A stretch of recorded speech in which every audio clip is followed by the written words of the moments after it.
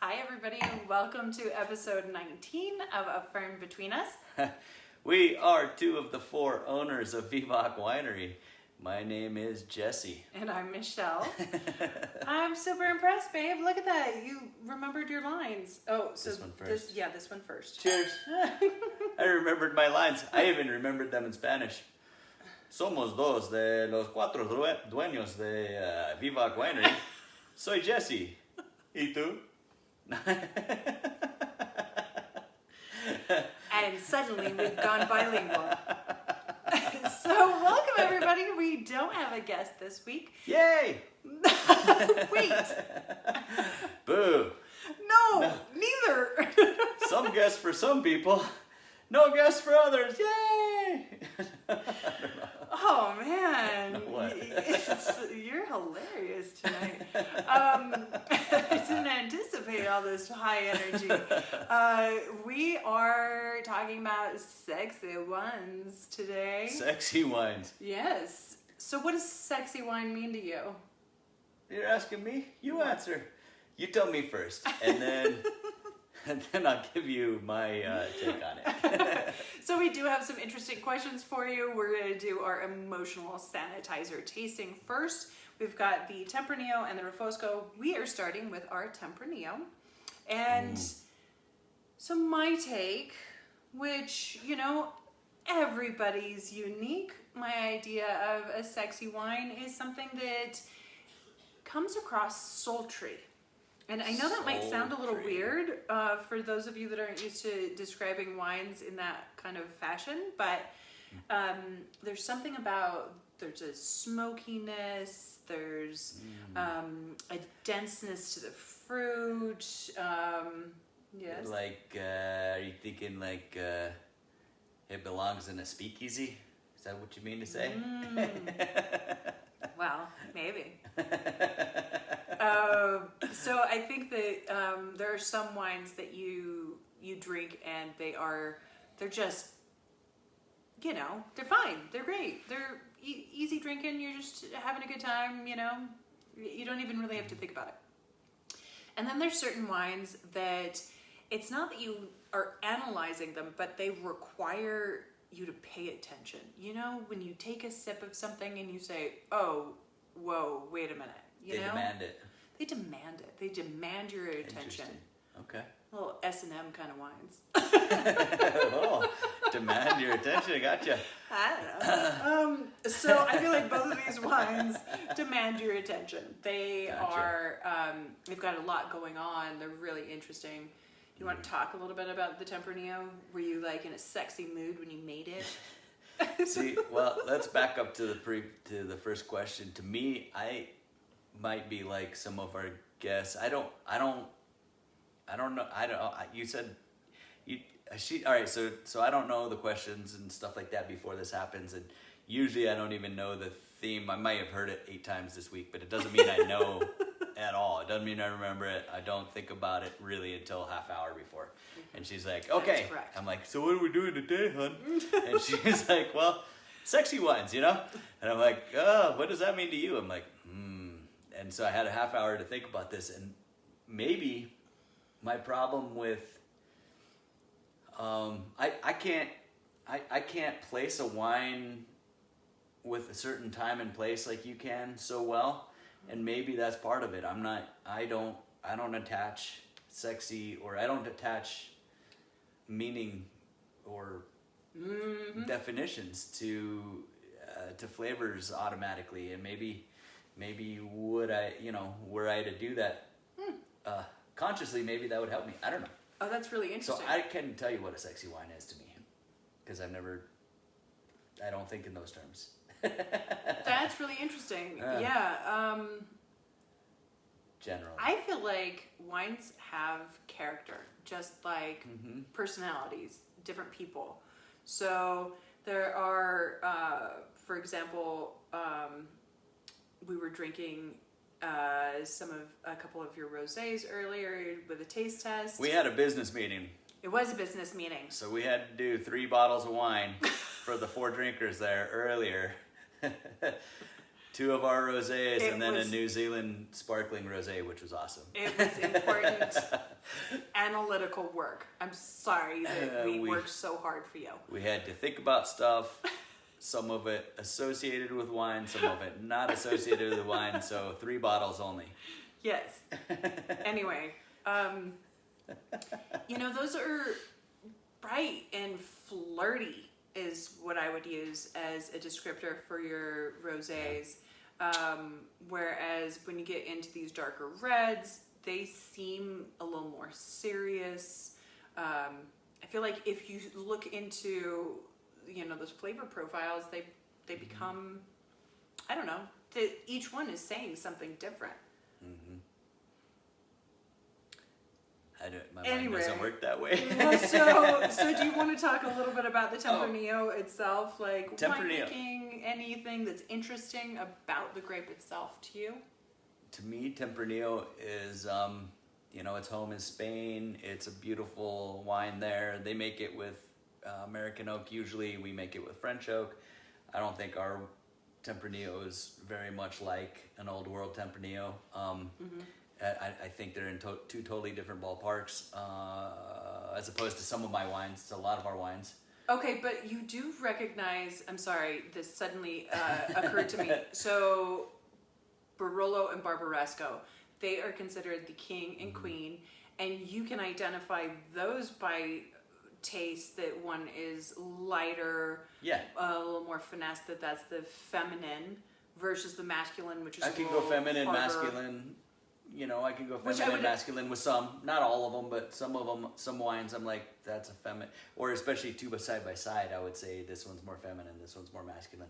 Like the Rioja style Tempranillos, I would say are more masculine. Yeah. They're a little harder edge, bigger, bolder kind of flavors, and yours is more of a feminine with the softer approach of the French oak.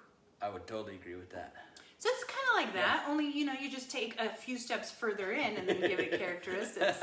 And then you memorize those characteristics, and then you figure out how to taste it blind. Right? I mean, come on. This lady, she's crazy. She's way too, I don't know. She can do it so much better than the rest of us somehow.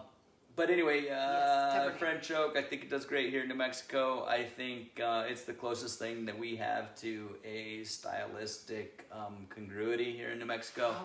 I feel like... dare you say the grape of New Mexico? I was avoiding that slightly because we aren't marketing a grape of New Mexico yet, but you are now. And it's not even in the woodworks right this second. But we, years ago we talked about what would be the grape of New Mexico. Were we to have a grape of New Mexico, we decided it would be. I mean, we've got such diverse winemakers, such diverse regions here in New Mexico, but I would say that that Tempranillo is high in the running. High in the running, probably the front runner at this point. If we are to choose it, so it's choosing itself is what's going on. It's choosing itself because most winemakers can do a pretty good job with it. We can't grow it up north yet that we know of yet. So maybe it wouldn't be statewide. I don't know. It's hard to say. It also works as far as marketing purposes for its Spanish lineage, and so marketing. All right, so let's then put this down and go into the Refosco. Okay. So I personally think the Refosco, again, for some of those deep, sultry aspects. They're both very sultry wines in my estimation. This one has such interesting aromas that anything that entices you into the glass over and over, I feel like is a sexy wine. This has a subtle fruit thing to me just tasting in that exact order.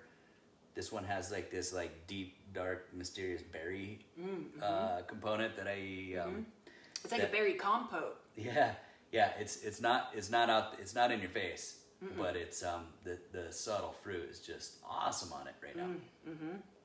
Super pretty. I just salivated like crazy, so that means I liked it, I think. Right? Well, any wine that makes you salivate, that acid, right? That's what's happening with body chemistry. I mean, that seems good. That's dry mouth isn't sexy. That's the opposite of sexy. Dry mouth is the opposite of sexy, I think. Right? So we're doing everything we can to help you. I also feel like Italy is one of my favorite places on the planet, and being a Italian grape. Let's face it, it's actually the #1 best place on the planet. I mean, I would live in any area of Italy. I mean, Tuscany happens to be very special and close to my heart, but Yeah. I would live literally top to bottom anywhere. I love that country. It wasn't called under the I don't know, Croatian sun? No, I don't know where's it? Croatia's awfully gorgeous. Right. Under the Canadian sun. Under the Canadian sun. Oh, sorry. Oh, Canada's that's funny. Sorry. Sorry. Sorry. This is going to be really lovely to all of our Canadian viewership. I'm really sorry. I have a friend that's a wine judge that lives up there. We love you guys too. It wasn't called anywhere else under the whatever sun. It was called under the Tuscan sun because Tuscany's so awesome. Anyway. Yeah, there's lots of amazing things about Italy. Okay, so tell us a little bit about Refosco in your estimation. Why do you like to make a Refosco since most people haven't heard of it? It was my earliest favorite wine of ours. I felt like when we first made it in 2004. I mean, the vines have gotten more mature now.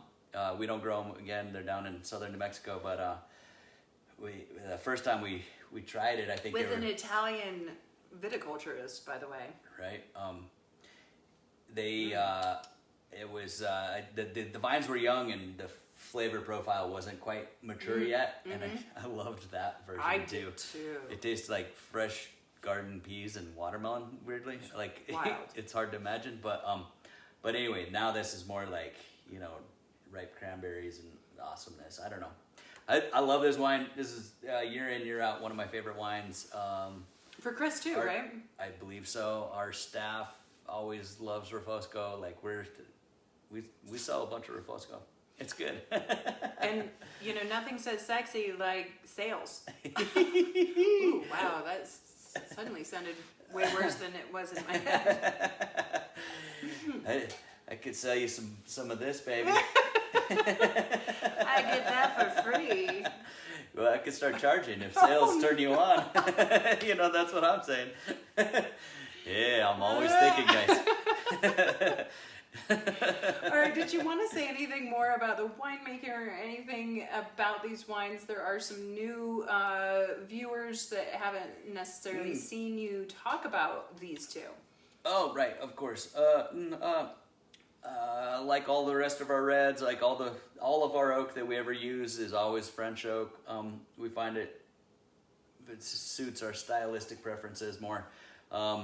Spices. This is a nice, decently high acidity. So we end up with great food pairing abilities. It's the only Refosco is the only grape I know, or only wine I know of ours that can actually benefit from pairing with a salad. Blue cheese and dried cranberries, and you can pair this with your salad course. Amazing. Or bacon. My favorite thing to pair everything with. Also, by the way, guys, it's so hot. It's the summertime, all that stuff. You can go ahead and put your red wines in the refrigerator. It's awesome. It's refreshing when you have it. It takes away a little of the fruitiness, but it's going to open up in your glass. It's going to be plenty warm by the time you're done with your glass anyway. It's don't feel like that's a faux pas. It's not a faux pas.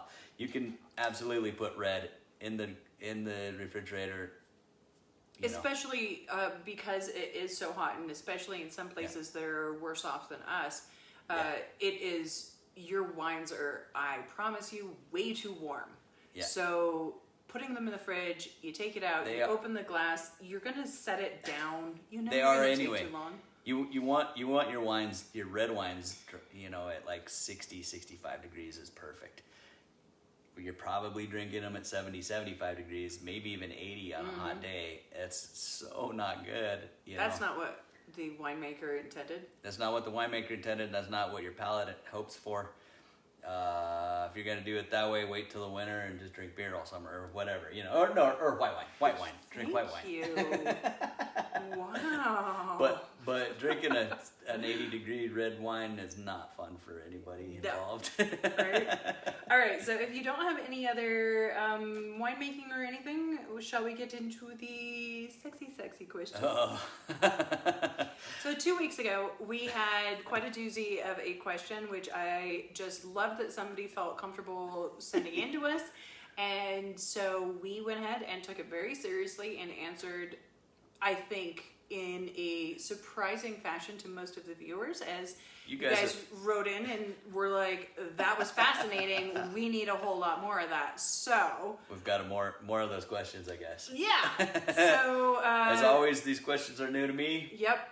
So I'm scared. All right. So the first question is, which part of my body would you lick Merlot off of versus Chardonnay? Oh, come on. All right. Well, never lick the armpit because that's had deodorant on it and it does a weird thing with your tongue. Don't get anywhere near there if you can help it.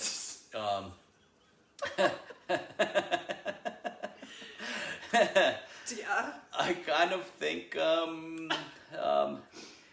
Would you place like certain wines in certain places? Yes. All right. So I don't picture licking white wine off of a body. I think that's a red wine territory. Honestly, white wine maybe for the white and rosé for the foreplay, and then the red. I would put the red wine in the mix, and I would obviously go for the neck.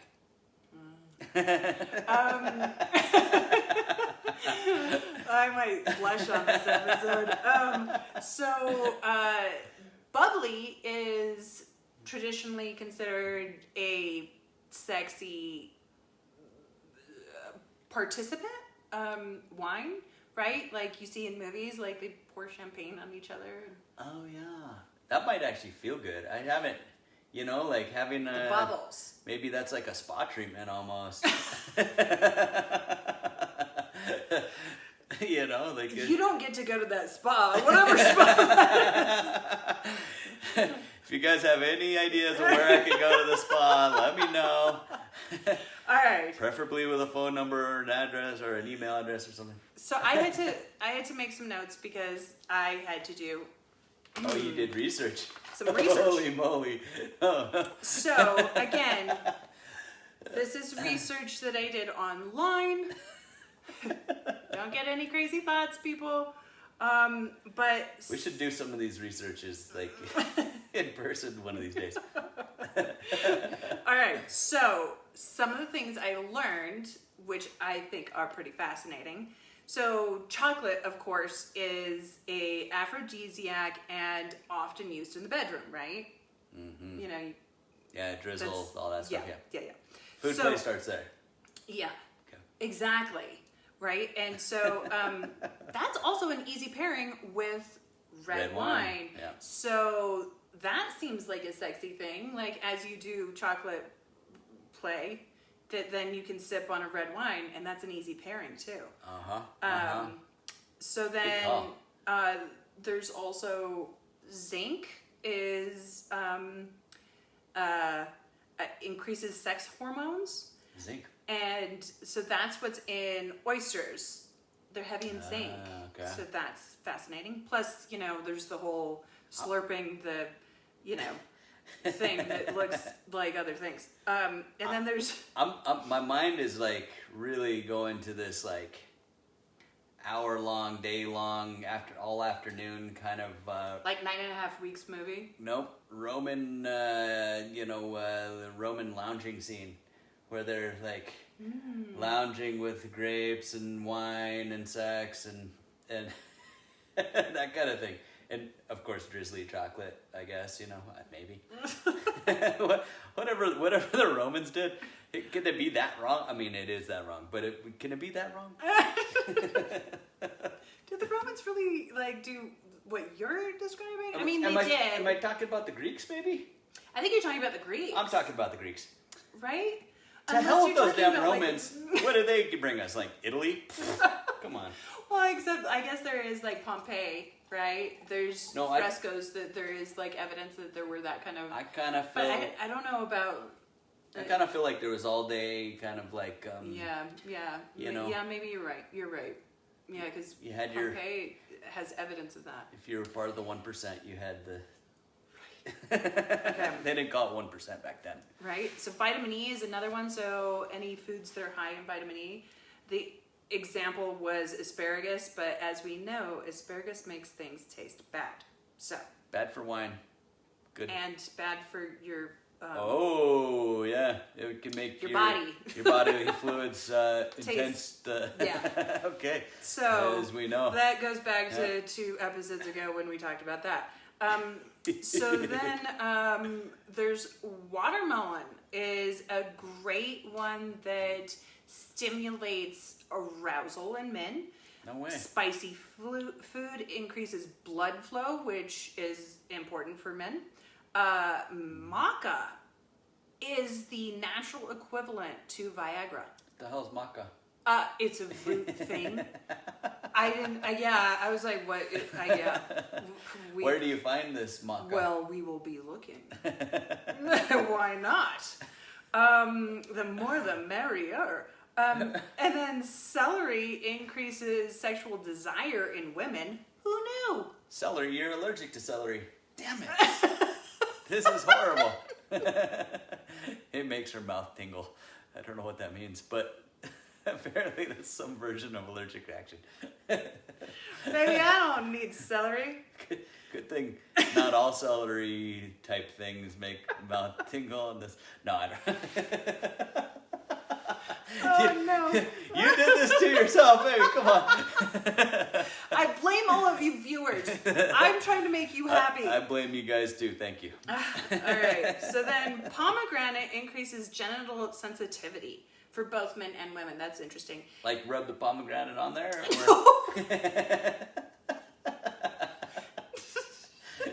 Just give one of those palm juices and dump it down, or how does it? No, you eat it. Oh, these are all eating these you. things. Consume this, then that's yes. Okay, gotcha. And bananas increase orgasm intensity. I thought this was fascinating. I think they increase the messaging of certain shapes. Oh. I thought you were serious. I was like, because of the potassium, you think? Alrighty. Anyway. So,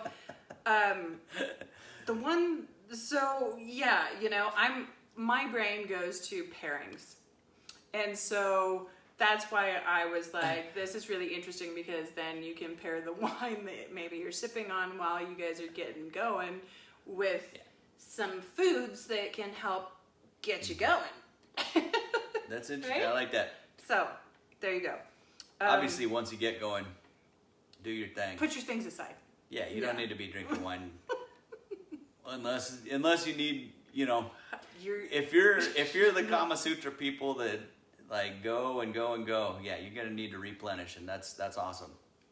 If you're more of the rabbit variety, I got her, guys. This is awesome. If you're more of the okay, question number 2. Can we move on? Yeah. Well, we've got plenty of questions here. Your answer took forever. It was interesting. All right, so the next question is, what are the best wines to keep me in the mood but not make me sleepy?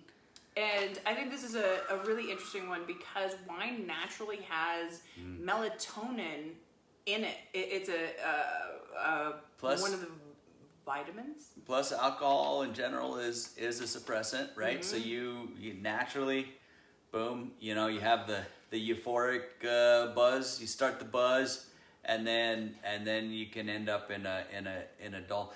So I also find like if you only have one glass of wine, fall asleep every time. yeah, but so you And need that might to drink even be more. And that might even be, 2 glasses for a lot of us. That if you do 2 and then stop, 1 or 2 and stop, you're gonna tend to fall asleep. So just drink the bottle. So I try to stave off starting to drink until I'm gonna keep drinking. If I slow down, if I stop on the drinking, like I can maintain a thing. If I plan it right, I can maintain a nice even buzz where I don't get like overly intoxicated, and I also don't fall to the point where I'm gonna start sleeping.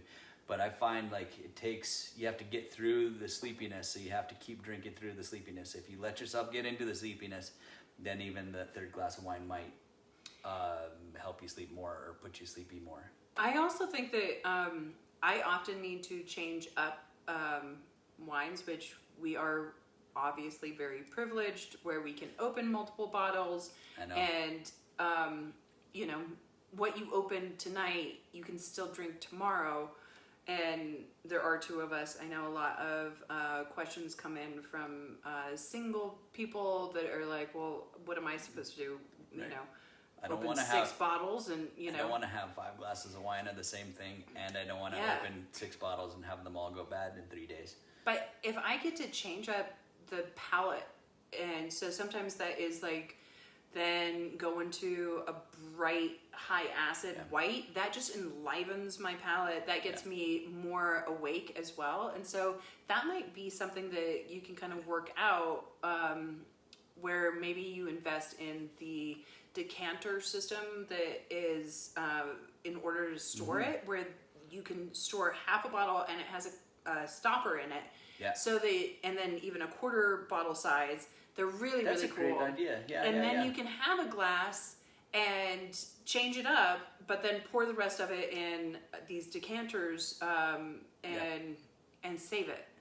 That's actually a really good idea, because with little letter space, it's not going to go that bad. I mean, you have decanted it, so you did change it a little bit, but not significantly enough that it's not going to be equally, awesome tomorrow. 95% as lovely tomorrow. Yeah. Maybe even better in some wines cases. And it'll even get you a 3rd day on those whites, which is absolutely pretty awesome. And then anything that you have opened, you can put in the refrigerator, even if it's a red. You can put it in the refrigerator overnight, just like it stores food better, it stores wine better. Pull it back out an hour before you're gonna start drinking. It'll be back up to the temperature you want it, and then So there are options for that. Yeah, so hopefully maybe try some of those things, and that, We answered more not the question than we answered so in the I think question. the answer was invest in a decanter system, change up the wines that you're drinking throughout the night, and as Jesse said, just keep drinking all night long. So there you go. All right, the next question is, if I had a wine in my mouth and oh shoot! would this it is really burn my partner? Give us 5 minutes. We'll figure this out. We'll be right back. Oh my God. I would think there's a decent chance there could be burning sensation. I don't know. I honestly don't know if there would be burning sensation or not. Well, it's a high acid beverage. I would think it would be a temporary burning.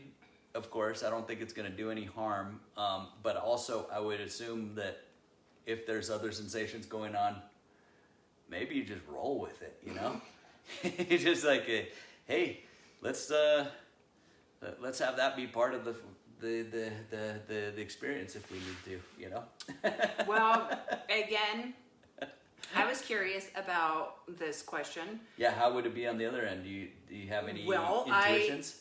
I thought kind of, I don't know, seems fine. Like, and in some instances, some ladies need more stimulation of different kinds. I was going to say lubricant. And so it would be more moisture. I thought maybe that might be the way to go. But I did a little more research, and it turns out that you need to be very, very careful what y'all are putting down there, because it changes the pH of a woman's. As it would. Of course it would. And something like this, which is high This acidic. is a pH of like 3.5-ish. What that equals is a yeast infection. What? Yeah. Oh no. Yeah. So super bad. Super bad. So who knows? Maybe it'd be super bad for dudes too. Right? I mean, I did not know this. I thought that was pretty fascinating.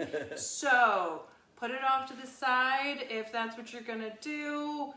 For sure, for the gentlemen, I don't mean to be sexist too. Like, for whoever it is that's going down on you, tell them to put their wine down and aside. And ladies, So you're saying don't do it for sure.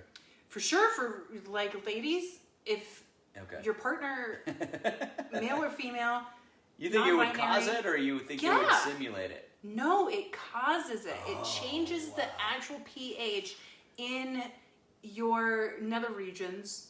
Okay. I sound so prude when I say that. Right, you do. All right, it changes the pH in your vagina. And there we go. I don't know why I'm like dancing around it, but anyway, so for sure, no for the ladies. For guys, I don't know. There wasn't any information about whether or not that could be a bad thing. So unless guys put their things in all kinds of things, and maybe maybe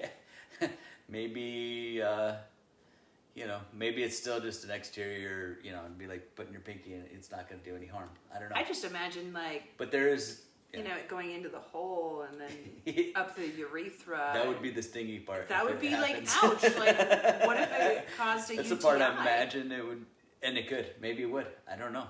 This is, for pH reasons, this is 3.5. And I don't know what our body chemistries are, but this is 3.5, which is super, super, super acidic. Mm-hmm. So. Yeah, so there you have it. So there's that. All right. Next question is, for our anniversary, I want to give my wife, who loves wine and knows a lot about wine, a truly great romantic bottle. Ooh. How do I pick one?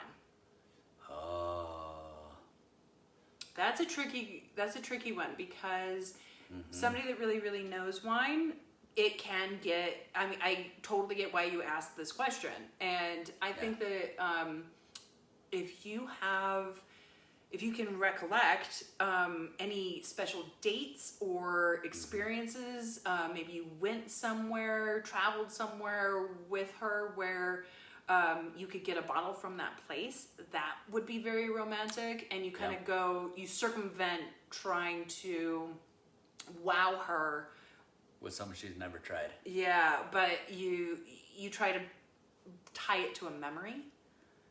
All right, so there's that. That way is a great way to go about it. There's another way you could do is if you know she likes a certain type of wine, you go for, I wouldn't go the most expensive bottles that there are, but if if she generally, to harken back to last week's episode with the Pinots or whatever, she generally just loves Pinot Noir, blah, blah, blah. I would get, and she's always buying in the $20 range or whatever. You buy her an $80 or $100 bottle of that kind of wine from a similar region that she tends to like, because maybe even the same producer. Maybe even the same producer or something like that would be great. Something that you never splurge on. But if you go too high end, the wines no longer resemble the $20 bottles that she's probably used to, and so that's I don't know. Mm-hmm. If she knows a lot about wine. If she knows a lot about wine. That's really where the tricky part is, because you could wow with, like you're saying, just going a couple tiers up. But if she's really into wine, she might like, it might be the unusual, again, the Refosco. That actually wows people all the time that love wine and haven't found this grape, and that is a pretty interesting one. An obscure wine that she's never heard of would might blow her mind. Right. And then getting the upper end cliche wine might do the opposite. You know, so like, oh, I like champagne, and they're like, I'll get Cristal. You know, it's like, that's the brand that everyone knows, and then the first Dom Perignon. It's like, well, that's. Maybe maybe that's great, right? Or is it just have a name and that's why it's expensive? So we gave you like 5 different conflicting answers there. Yeah, but I do think that we were in Central Europe, and I'm trying to think of the name of what was it, Hallstatt? Mm-hmm. And we're at this little tiny restaurant in the middle of nowhere. It is so lovely and perfect, and they only have literally a handful of wines on the list, and one of them is the wine that we served at our wedding. Yeah, that was and cool. That just blew me away. I mean, that was like, it turned an evening out, which we weren't intending it to be anything special, into something very special. So, can you find the wine from your wedding? The wine comes from Italy, where we ended up getting married, and so we were like, out of 10 wines, how likely is it that some random wine? I mean, there's in a tiny restaurant. There's almost 9,000 wineries in the U.S. alone. I mean, there's countless wineries in Italy and everywhere else. So like, you know what? Maybe what you do is you go to your favorite wine shop and you ask for their recommendation of the best wine. If they love red wines, your partner loves red wines, then ask if they can locate something that is from the date that you got married. What? Like that would be amazing. Year? Yeah. The year you got married, or the year your first kid was born, or last kid was born, or something like that. Yeah. Some kind of... That would be very romantic. That's a good call. All right. So, check. All right. The final question for tonight is there a wine that when your partner drinks it, it makes their flavor better? So this is a little bit like the question that was 2 episodes ago, and I think that was the intent of that question. However, that's not how we took it. We took that question as a pairing, and we went through a whole list. That's hilarious. You think this is the follow-up question to that one? Yes, it is. It's hilarious. Yeah. So we thought it was how to pair with your partner's flavor. And that was not it. It was, is there a wine that can actually help enhance your partner's flavor by them drinking it? So here we go. I got nothing. I don't know that to be. I don't know of anything that changes the flavor per se besides garlic and asparagus and things like that. But right, to the negative. To the negative. Yes. But, surely, if there is to the negative, there are things. Obviously, flavors are changed by consumption of whatever. Right. So what do you have? Clearly, hygiene is very important. That's hygiene helps. Yeah. You still smell like you, even if you're clean. Exactly. So, like you were saying, onions, garlic, harsh, like broccoli, asparagus. They actually say meat and dairy. Change it. Yeah, so that's interesting. However, that's almost for sure a fact. If you're not a meat eater, like the Vietnamese could smell the American soldiers coming because they ate meat and the Vietnamese did not. They could smell them from hundreds of yards away through the jungle. They're like, meat eaters, they're coming because we eat meat. Amazing, I did not know that. Okay, so now we're getting a history lesson too.